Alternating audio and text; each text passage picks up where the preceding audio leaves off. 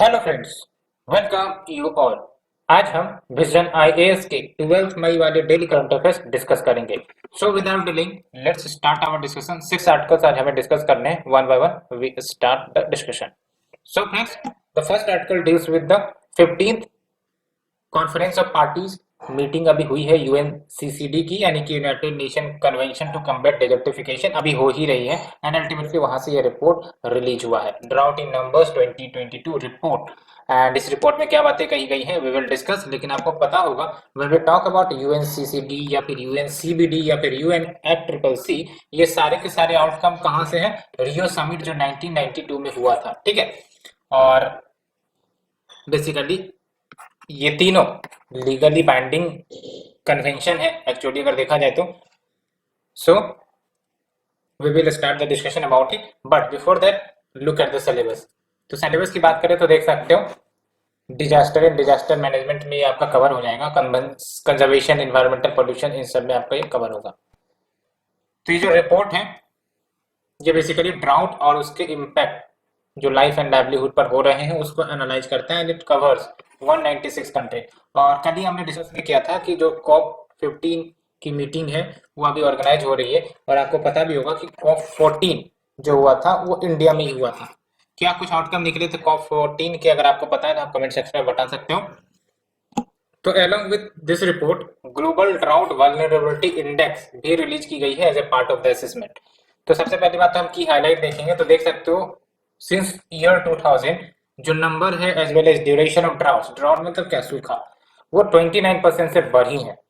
और इतना ही नहीं, फ्रॉम 1970 टू 2019 ये जो तीन थ्रेट्स है, weather, climate and water hazards, all these accounted for 50% of the disaster. यानी कि जो भी डिजास्टर इस पीरियड में कर हुए हैं 50% of the disaster is contributed by weather, climate and water hazards.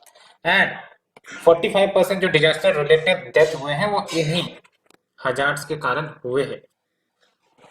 And देख सकते हो drought represented 50% of the natural disaster.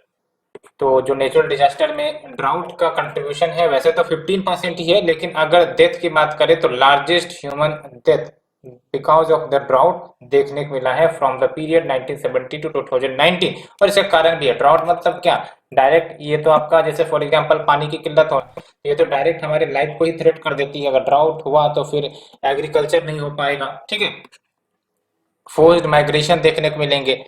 तो दैट्स वाई जो डेथ होती है ड्रॉट के कारण इतनी ज्यादा कंट्रीब्यूट हुई है। अपार्ट फ्रॉम दैट देख सकते हो फ्रॉम 1998 टू 2017 जो ड्राउट है यानी कि सूखे के कारण से जो ग्लोबल इकोनॉमिक लॉस हुआ है लगभग 124 बिलियन डॉलर का। ये सब कुछ ऐसे डाटा है, आप लिख सकते हो मेंस आंसर राइटिंग में।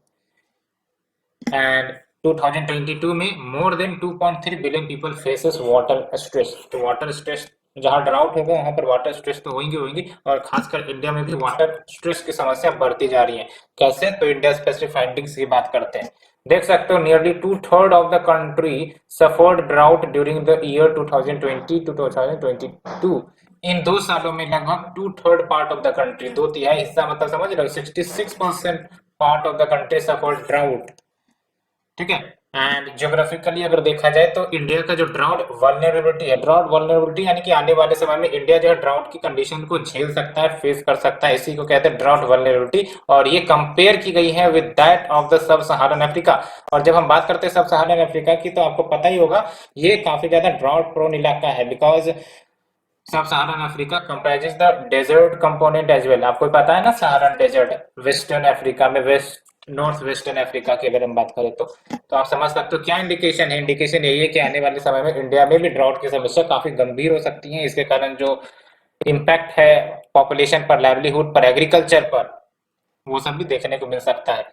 और देख लो एक और डाटा जो निकल कर आई है कि जो सिवियर ड्राउट यानी कि अगर काफी गंभीर ड्राउट जो भारत में हुए हैं इसके कारण इंडिया की जो जीडीपी है वो 2 से लेकर 5% से कम हो गई है फ्रॉम द पीरियड 1998 टू 2017। तो ये तो होंगी ही होंगी। बिकॉज ड्राउट की अगर हम बात करें तो मान के चलो, जैसे फॉर एग्जांपल एग्रीकल्चर पर इम्पेक्ट करेगा ना। अगर let's say India drought prone country नहीं होता तो आराम से वाटर अवेलेबिलिटी होती, एग्रीकल्चर होता, साथ ही साथ जो लैंड होती फर्टाइल होती वहां पर, और भी सारे जो सेक्टर से ग्रो करवाए जा सकते थे। दैट्स वाई वो सब कंट्रीब्यूट करता है हमारे जीडीपी में। लेकिन बिकॉज ऑफ द ड्राउट कहीं ना कहीं जीडीपी को भी ये रिड्यूस कर रहा है।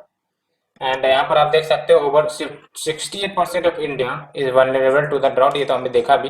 एंड साथ ही साथ ये भी आपको पता होगा कैसे कंफर्म कर सकते हैं, तो देख लो नीति आयोग जो कि आपका डोमेस्टिक रिपोर्ट है, गवर्नमेंट की रिपोर्ट है, ये तो चलो इंटरनेशनल रिपोर्ट है, लेकिन डोमेस्टिक रिपोर्ट अगर गवर्नमेंट रिपोर्ट अगर ये एनालाइज करके देती है तो हमारा जो आशंका है और ज्यादा मतलब और ज्यादा कंफर्म हो जाता है। तो देख लो नीति आयोग रिपोर्ट हाईलाइटेड कि about 2 lakh people die in India every year because of inadequate water and sanitation। तो ये फैक्ट आप कहीं याद रख लो, बढ़िया फैक्ट है। About 2 lakh people die everywhere, एक साल में 2 लाख पीपल डाई करते हैं because of the inadequate water and sanitation. तो अब इतनी गंभीर समस्या अगर भारत ने देख रही है तो कहीं ना कहीं स्टेप तो लिए गए होंगे भारत के द्वारा। तो क्या भारत के द्वारा स्टेप लिए गए हैं, देख सकते हो आप, integrated watershed management program, so that rainfed या डिग्रेडेड एरिया जो है, वॉशलैंड एरिया जो है, उनको डेवलप किया जा सके, उनको वाटरशेड मैनेजमेंट प्रोग्राम के अंतर्गत लाया जा सके। And where the national water policy 2012 जो प्रिपेयर्डनेस की बात करता है in case there is a flood और drought. And we have the desertification and land degradation atlas, तो ये बेसिकली मैप होता है जो हमें बताता है कि कौन सा एरिया कहाँ पर डेजर्टिफाइड है या फिर लैंड डिग्रेड हो रही है। तो बेस्ड ऑन दैट हम उन लैंड को रिकवर कर सकते हैं बेस्ड ऑन द गिवन या अवेलेबल इंफॉर्मेशन, और ये इसरो के द्वारा ये एटलस प्रोवाइड की जाती है। And we have the Jal Jeevan mission which aims at providing portable water in adequate quantity and prescribed quality. तो both quality and quantity gets handled here. And ये देख लो ग्लोबल ड्रॉट वल्नरेबिलिटी इंडेक्स, ये जो dark colour देख रहे हैं इसका मतलब क्या है, मोर वल्नरेबल। देख लो कितना ज्यादा आपका वल्नरेबल है, ठीक है। और इंडिया में भी कुछ लोकेशन है, इंडिया में चलो कंप्लीटली डार्क नहीं है लेकिन स्लाइट डार्क तो है, स्लाइट ब्राउन में आप देख सकते हो। तो वल्नरेबल तो इंडिया भी है अगर देखा जाए तो। That's why we need to address all these drought related matters. So friends ये हमने डिस्कस किया, let's move to the next article. Department of telecommunication science pact with VVDN for 5G open radio access network testing. ये VVDN basically जानते हो क्या है, telecom equipment maker है। ये जो टेलीकॉम्स में इक्विपमेंट्स यूज होते हैं उसको बनाने का काम करता है आपका वीवीडीएन। तो इन्हीं के साथ पैक्ट साइन की गई है डिपार्टमेंट ऑफ टेलीकम्युनिकेशन के द्वारा। तो क्या इसका बेनिफिट होगा हम देखेंगे। इसका बेसिक एम यही है कि जो भी आपके डोमेस्टिक मैन्युफैक्चरर यानी कि Indian telecom domestic manufacturer let's say कुछ टेलीकॉम इक्विपमेंट बनाती है तो उसको टेस्टिंग करना काफी ज्यादा मुश्किल होता है। तो इनकी जो लैब होंगी वीवीडीएन की, वो बेसिकली इस्तेमाल किए जा सकते हैं for testing and innovation for our domestic telecom equipment products. तो इसको हम डिटेल से जानेंगे, but before that let's see the syllabus. When we talk about the syllabus तो देख सकते हो awareness in the field of IT computers इसके अंतर्गत कवर होगा। तो जो टेलीकम्युनिकेशन इंजीनियरिंग सेंटर है which is a technical arm of department of telecommunication, and जो आपका टेलीकॉम इक्विपमेंट मेकर है दैट इज वीवीडीएन टेक्नोलॉजी, इन्होंने बेसिकली पैक्ट साइन किया है so that 5G open radio access network testing facility establish करेंगे so that research innovation domestic design and manufacturing को promote किया जा सके। एंड ये जो पैक्ट है इट विल फैसिलिटेट कि जो हमारे देश में रजिस्टर्ड स्टार्टअप्स है, इनोवेटर्स है, एमएसएमई है जो इस फील्ड में इंगेज्ड है यानी कि टेलीकॉम इक्विपमेंट मैन्युफैक्चरिंग में इंगेज्ड है, सो ये जो भी प्रोडक्ट बनाएंगे उनके प्रोडक्ट टेस्ट किए जा सकते हैं, देख सकते हो, at the existing lab of VVDN so that interoperability देखी जा सके among the open RAN components. ये इंटरऑपरेबिलिटी का मतलब क्या है इसको समझना जरूरी होगा। तो जैसे अभी अगर हम बात करें कोई वेंडर है, कोई कंपनी है, वो आपका इक्विपमेंट बना रही है, ठीक है, अब उसकी टेस्टिंग करनी है। तो अब क्या होगा कि उसकी जो टेस्टिंग लैब होगी वो उन्हीं के प्रोडक्ट्स को टेस्ट कर सकेगी। अब कोई कंपनी है जो एक प्रोडक्ट बना रही है, अब चाहेंगे कि वो दूसरे टेस्टिंग लैब में, दूसरे कंपनी के टेस्टिंग लैब में टेस्ट किया जाए तो वो नहीं हो पाता है, इसी को कहते हैं लैक ऑफ इंटरऑपरेबिलिटी। तो ये जो आपका open radio access network testing होगा, इसके माध्यम से क्या होगा कि डिफरेंट वेंडर्स ही क्यों ना हो, वो कोई भी प्रोडक्ट बना रहे होंगे, टेलीकॉम इक्विपमेंट प्रोडक्ट बना रहे होंगे, वो कहीं ना कहीं इनके लैब में भी टेस्ट हो सकेगा। तो ये सिंपल सा ऑब्जेक्टिव है, ठीक है। तो देख लो आरएएन यानी कि when we talk about the radio access network, तो एक प्रकार से टेक्नोलॉजी प्रोवाइड करता है जिसके माध्यम से जो यूजर्स होते हैं वो मोबाइल नेटवर्क से कनेक्ट हो पाते हैं ओवर द रेडियो वेव, यानी कि हम सब जो यूजर्स हैं वो मोबाइल नेटवर्क से कनेक्ट हो पाते हैं, और उसके लिए जो टेक्नोलॉजी वर्क करती है वो आरएएन टेक्नोलॉजी है, और ये सब आपका रेडियो वेव्स प्रिंसिपल पर ऑपरेट होता है, ठीक है। एंड साथ ही साथ जब हम कनेक्ट कर पाते हैं मोबाइल नेटवर्क से तो we are able to access all the key applications which is available on the web, ये तो बात है ही। लेकिन इश्यू क्या है कि अभी जो आपका आरएएन टेक्नोलॉजी है वो आपका इंटीग्रेटेड प्लेटफॉर्म के रूप में प्रोवाइड की जाती है, चाहे वो हार्डवेयर की बात करें या सॉफ्टवेयर की बात करें। इसीलिए जो वेरियस वेंडर्स है, जो वेरियस इक्विपमेंट्स बनाते हैं, है ना, डिफरेंट कंपनीज है, तो वो मिक्स नहीं कर पाते हैं उस प्लेटफॉर्म पर, ठीक है। एक्चुअली होता क्या है, ये सारे के सारे जो वेरियस इक्विपमेंट्स या प्रोडक्ट्स है वो सेम सप्लायर से आते हैं, लेकिन ये जो ओपन आरएएन का आइडिया है इसके तहत जो भी ऑपरेटर्स होंगे वो mix as well as match कर सकते हैं जो भी कंपोनेंट्स होंगे फ्रॉम द डिफरेंट वेंडर्स, यही मैंने ऑब्जेक्टिव के रूप में आपको बताया भी था। एंड ओपन आरएएन ये आपका multi supplier RAN solution provide करेगा that allows separation between hardware and software with open interface. तो बेसिक ऑब्जेक्टिव यही है, इंटरऑपरेबिलिटी वाला मैटर है, ठीक है, सो दैट डिफरेंट वेंडर्स के प्रोडक्ट टेस्ट किए जा सके आराम से एंड वो ऑपरेट हो।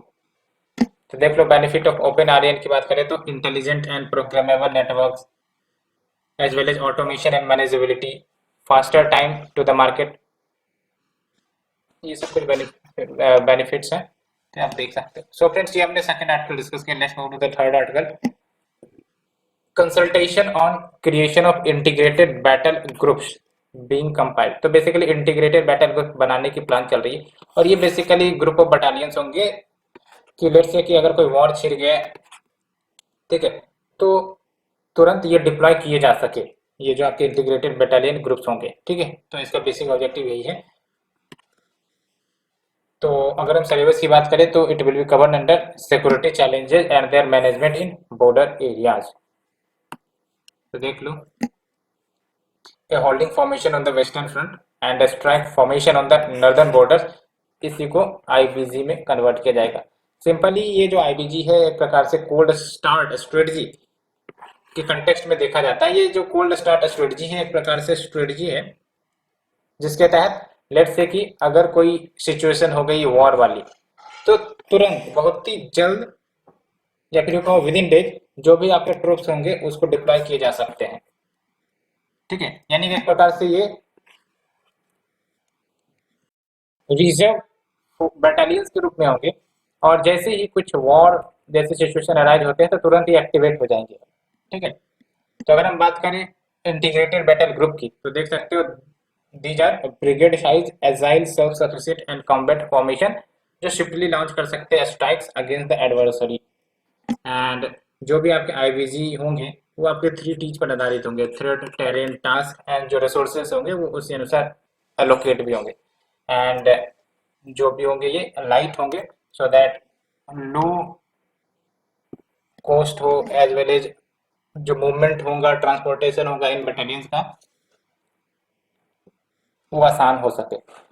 एंड ये जो आईवीजी होंगे जनरली जो भी इनके डेजिग्नेटेड एरिया होंगे जहां पर भी इनको ऑपरेट करना है उससे काफी ज्यादा नजदीक लोकेट किए जाएंगे सो दैट शार्पर रेस्पॉन्स किया जा सके against the adversary. And depending upon their location इनके जो मोबिलाइजेशन होंगे, जो भी अगर लेट्स से सिचुएशन अराइज हो गई वार वाली तो इनको मोबिलाइज किया जाएगा, तो मोबिलाइजेशन के लिए इनको 12 से लेकर 24 घंटे से ज़्यादा समय ना लगे तभी तो बेनिफिट होगा। एंड ये जो आईवीजीज होंगे ये बेसिकली ऑफेंसिव रोल्स तो परफॉर्म करेंगे as well as cross border operations भी कर सकते हैं, डिफेंसिव रोल्स भी ये परफॉर्म करेंगे, ठीक है। एंड एडवांटेज क्या होगा आपका आईबीजी का, तो पहली बात तो रिसोर्स एलोकेशन ऑप्टिमाइज हो सकेंगी based on the 3T principal जो अभी हमने डिस्कस किया, ठीक है। तो बेसिकली ये जो आपका आईबीजी बनाया जा रहा है it is all based on the threat perception कि लेट्स से थ्रेट आ सकती है, that's why proper planning rehearsals ये सब पहले से ही किए जा सकते हैं, so that more effective execution किया जा सके प्लान का। So friends, you have discussed here. Let's move to the next article. Supreme Court slams government claim that only president has pardon power. ये तो आप भी जानते होंगे, पढ़े भी होंगे हम लक्ष्मीकांत में कि गवर्नर के पास भी पार्डनिंग पावर होता है। However, डेथ सेंटेंस का जो पार्डनिंग पावर है वो सिर्फ और सिर्फ प्रेसिडेंट के पास ही होता है। ठीक है, तो क्या मैटर निकल कर आया है उसे हम डिस्कस करेंगे, but before that let's look at the syllabus first. When we talk about the syllabus, तो ये आपका पॉलिटी में आएगा। यहाँ पर आप देखो, Indian constitution evolution features amendment significant provisions and basic structures. तो सुप्रीम कोर्ट ने बेसिकली ऑब्जर्वेशन किया है ऑन द सेंटर्स क्लेम कि जो प्रेसिडेंट है not the Tamil Nadu governor has exclusive power. ये सेंटर बेसिकली कह रहा था कि जो प्रेसिडेंट है not the Tamil Nadu governor has exclusive power to decide Rajiv Gandhi assassination convict. ठीक है, तो ऐसी बात तो है ही नहीं। तो यहाँ से आपका pardoning power of the president and governor का निकल कर आता है। तो वी विल डिस्कस। तो जब हम बात करते हैं प्रेसिडेंट के पार्डनिंग पावर की, तो आर्टिकल 72 हमें पता है पावर करता है, एम्पावर करता है प्रेसिडेंट को कि वो पार्डन कर सकते हैं in the cases where there is a punishment या फिर sentence of an offence which is done against the union law, या फिर जो पनिशमेंट है या सेंटेंस है it is given by court martial या फिर मिलिट्री कोर्ट भी उसे कहते हैं, या फिर जो सेंटेंस दी गई है it is a sentence of death. तो इन तीन केसेस में प्रेसिडेंट जो है पार्डनिंग पावर इस्तेमाल कर सकता है। क्या है पार्डनिंग पावर प्रेसिडेंट का, तो आप देख सकते हो pardon, commutation, remission, respite, reprieve. Pardoning मतलब क्या, जो भी आपके सेंटेंस मिले हैं, सजा मिली है, उसको क्षमा किया जा सकता है। इसके वेरियस कंपोनेंट है, जैसे फॉर एग्जांपल पार्डन। पार्डन का मतलब जो भी सजा मिली है एज वेल एज जिस भी केस पर कन्विक्शन हुआ है दोनों को रिमूव कर देना। ठीक है, तो देख सकते हो pardon means removing both the sentence, ठीक है, एज वेल एज कन्विक्शन। किसी भी केस में कन्विक्ट हुए होंगे तो दोनों का जो आरोप है वो खत्म हो जाएगा, यानी कि completely absolves the person from the convict. Commutation का मतलब क्या हुआ कि पनिशमेंट तो है ही है, लेकिन उस पनिशमेंट को सब्सटीट्यूट किया कर दिया गया है लाइटर फॉर्म में। जैसे फॉर एग्जांपल 5 साल की सजा है तो उसको 4 साल में सब्सटीट्यूट कर दिया गया, तो ये हो गया आपका कम्यूटेशन। रेमिशन की बात करेंगे तो इसमें हम पीरियड ऑफ सेंटेंस को कम कर रहे हैं, लेकिन उसका जो कैरेक्टर है, कन्विक्ट का जो कैरेक्टर है उसको बिना चेंज किए हुए, यानी कि जिस भी चार्ज में वो कन्विक्टेड है वो कैरेक्टर नहीं चेंज हो रहा है, बट पीरियड ऑफ सेंटेंस कम हो जा रहा है। पीरियड ऑफ सेंटेंस कम होने का मतलब जैसे कि लाइफ इम्प्रिजनमेंट को हमने 10 ईयर से रिप्लेस कर दिया, फिर 5 ईयर से रिप्लेस कर दिया। रिस्पाइट का मतलब क्या हुआ कि लेसर सेंटेंस हम प्रोवाइड कर रहे हैं जो ओरिजिनली अवॉर्ड की गई थी, but because of special factor like let's say pregnancy हो गई या फिर कोई अदर स्पेशल इशू है जिसके कारण लेसर सेंटेंस दी गई हो as compared to the originally plan और ओरिजिनली अवॉर्डेड। रिप्राइल की बात करें तो देख सकते हो रिप्राइल का मतलब जो भी सेंटेंस का ऑर्डर दिया गया है कोर्ट की तरफ से, स्पेशली ये इस्तेमाल किए जाते हैं डेथ सेंटेंस, तो उस ऑर्डर को, उस सेंटेंस को एग्जीक्यूट करने से रोक लगा देना, तो ये होता है आपका रिप्राइल, सो दैट जो भी कन्विक्टेड पर्सन है वो अप्रोच कर सके प्रेसिडेंट के पास, इसलिए ये आपका रिप्राइल कंसेप्ट दिया गया। तो ये हमने डिस्कस किया। अब हम बात करते हैं गवर्नर के पार्डनिंग पावर। तो गवर्नर के पार्डनिंग पावर आर्टिकल 161 में मेंशन किए गए हैं, ठीक है, और गवर्नर के पास भी पार्डनिंग पावर है, लेकिन कुछ कंटेक्स्ट में डिफर करते हैं प्रेसिडेंट के पार्डनिंग पावर से। कैसे, तो प्रेसिडेंट जो है वो पार्डन कर सकते हैं the sentence has been given by the court martial, लेकिन गवर्नर नहीं पार्डन कर सकते हैं अगर कोई सेंटेंस कोर्ट मार्शियल की तरफ से दिया गया हो। साथ ही साथ प्रेसिडेंट जो है डेथ सेंटेंस को भी पार्डन कर सकते हैं, गवर्नर तो कर ही नहीं सकते। लेकिन देख सकते हो गवर्नर कैन सस्पेंड, रिमिट और कम्यूट ए डेथ सेंटेंस, ये बात है, ये ध्यान रखना है, ठीक है।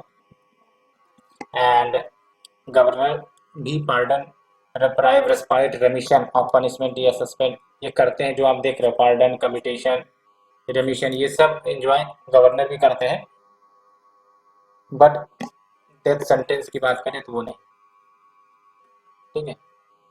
और ये सब जो आपका पार्डनिंग पावर एंजॉय करेगा governor, it is basically against the state law, यानी कि लेट से कोई पर्सन कन्विक्ट हुआ है स्टेट लॉ के एक्ट के अंतर्गत, तो फिर वहां पर ये गवर्नर पार्डन, कम्यूटेशन, रेमिशन सब पार्डनिंग पावर का इस्तेमाल कर सकते हैं।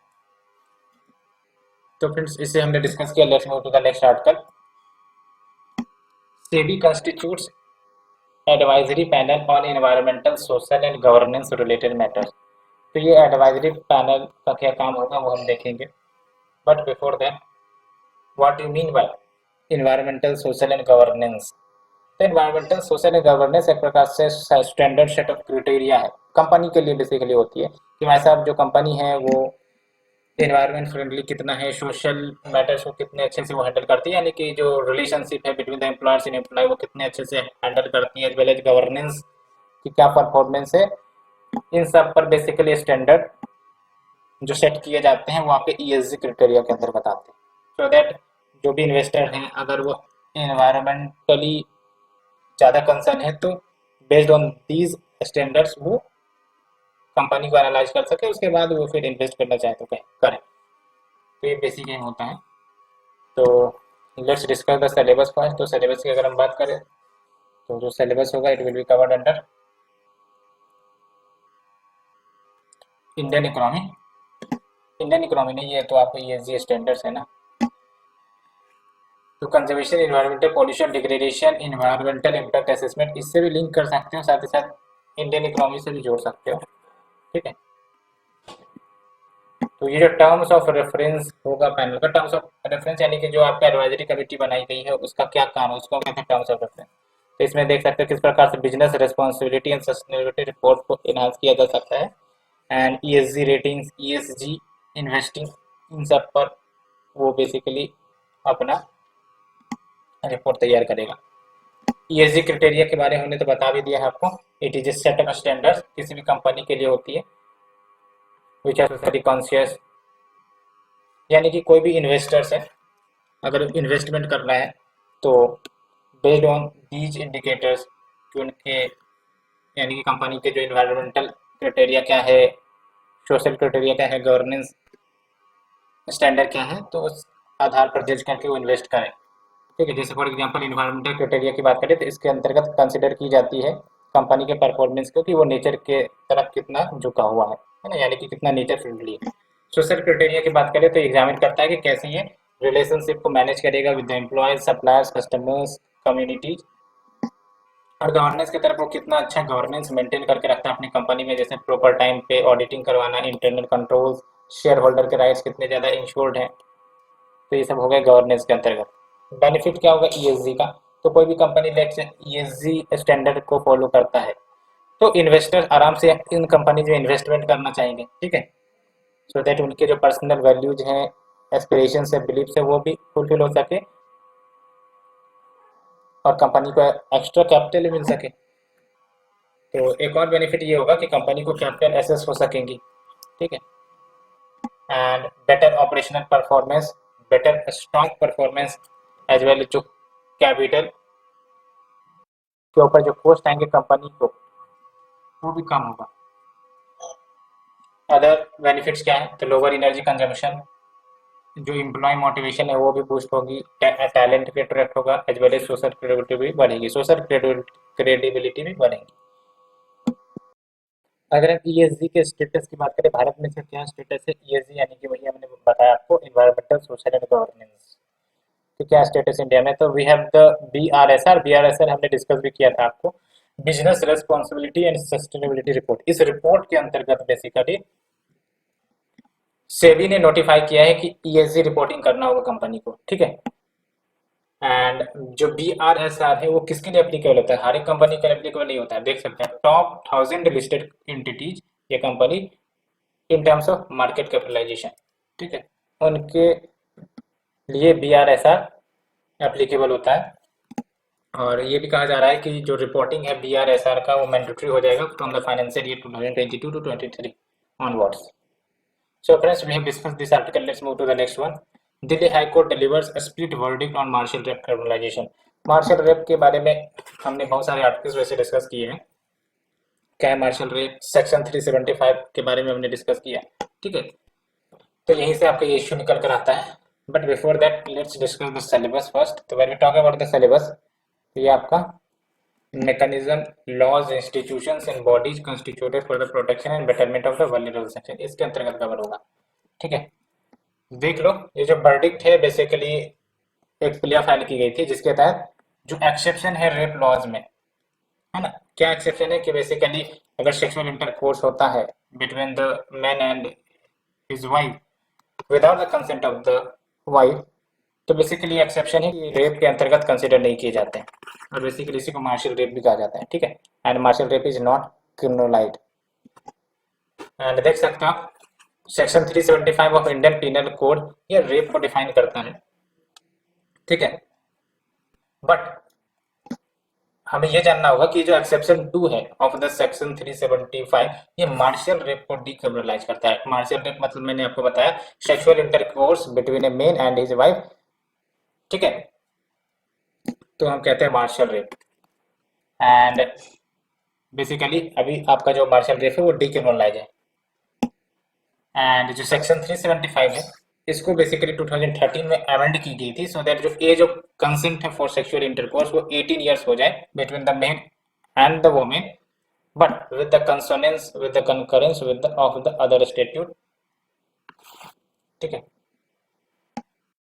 लेकिन ये देख लो एक्सेप्शन 2 को अमेंड नहीं किया गया था, रिजल्टिंग इन ए सिचुएशन कि जहाँ पर जो फोर्थ सेक्सुअल इंटरकोर्स अगर हस्बैंड एंड अगर minor wife having the age between the age of 15 and 18, तो इसको अमेंड नहीं किया गया था, तो ये भी परमिटेड है।